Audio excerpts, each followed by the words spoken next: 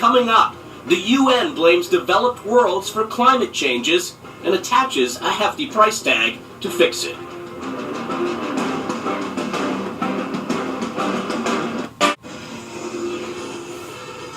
Ryan Doyle in for Ezra tonight on The Source. You know, when it comes to climate change, your checkbook, well, it's pretty much blank.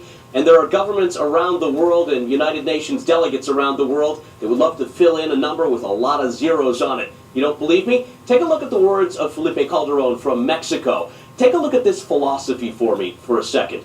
He talks about the idea of needing a lot of public money, a lot of private money, and needing the market, and need new rules, and need new taxes. It was back in 2010, but things have not changed. Tom Harris is the executive director at the International Climate Science Coalition. And Tom, when all of these delegates get together, they talk about the idea of $1 billion a day not being enough. Oh yeah, exactly. And in fact, we're on the hook for now loss and liability, all kinds of charges that will be made against the Western world because supposedly we caused things like Hurricane Haiyan. And you know, this $1 billion a day is just the tip of the iceberg. It could easily be trillions. For example, there were 3 things that were agreed to that we expected. One of them is that we're soon going to have another Kyoto. The federal government tells us we're not, but in 2015 we will. They'll agree to another Kyoto with untold billions of cost. We're now going to have to pay developing countries to not cut down their forests.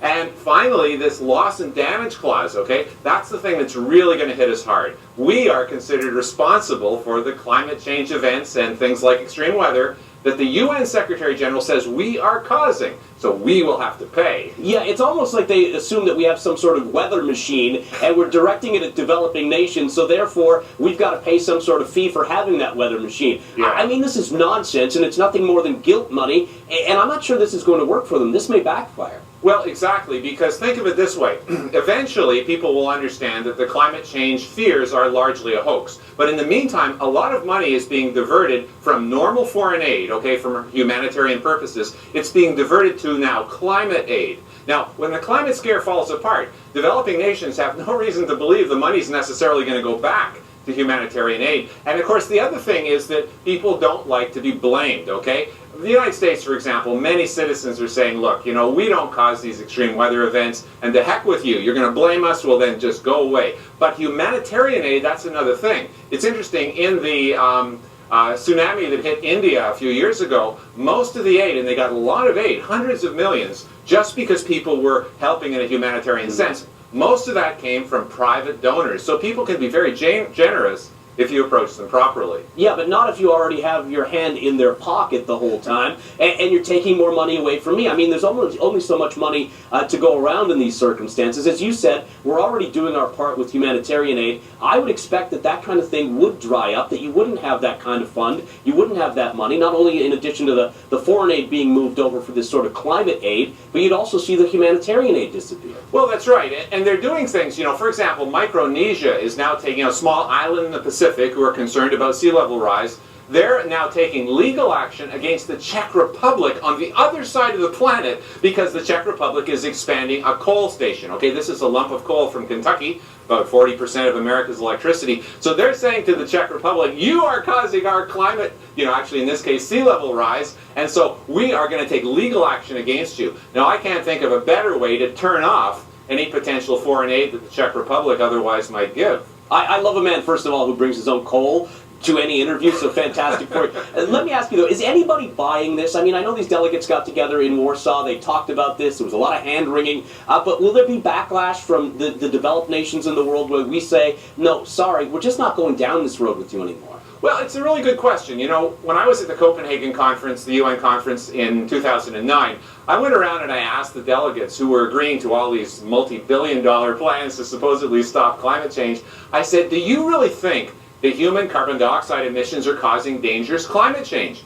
And almost every one of the delegates said, I don't know, I'm not a climate expert, you know, but my government tells me I have to make these kinds of deals because they're trying to look good in the eyes of the green groups and in the eyes of most of the media, who unlike Sun Media completely buy the climate scare hook, line, and sinker. But they're not actually citing things, unfortunately, like this. This is the Non-Governmental International Panel on Climate Change. This was released only 10 days before the UN's IPCC, and they had some very interesting conclusions, completely the opposite of what you generally hear from the UN.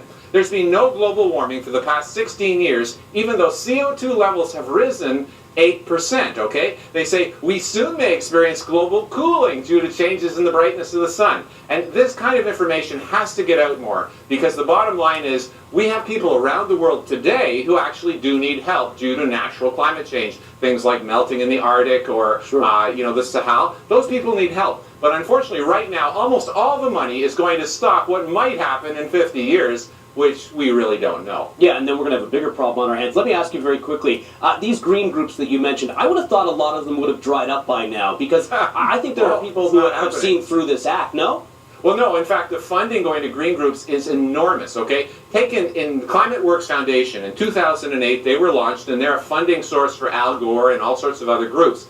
They received as their start-up funding, okay, get this, over $500 million to be spent over 5 years. And even in addition to that, they're getting tens of millions every year. So, you hear Suzuki's group, for example, $7 million. That's peanuts, okay, in comparison with these massive groups that are funding Al Gore and others. So it's not going away soon. The climate scare is heavily funded, a lot of vested interest. We're going to see this continue, I think, for a good 5 years at least. Yeah, Tom, the more we speak, the more I feel my wallet getting lighter. I appreciate you taking the time on this. Okay, thank you.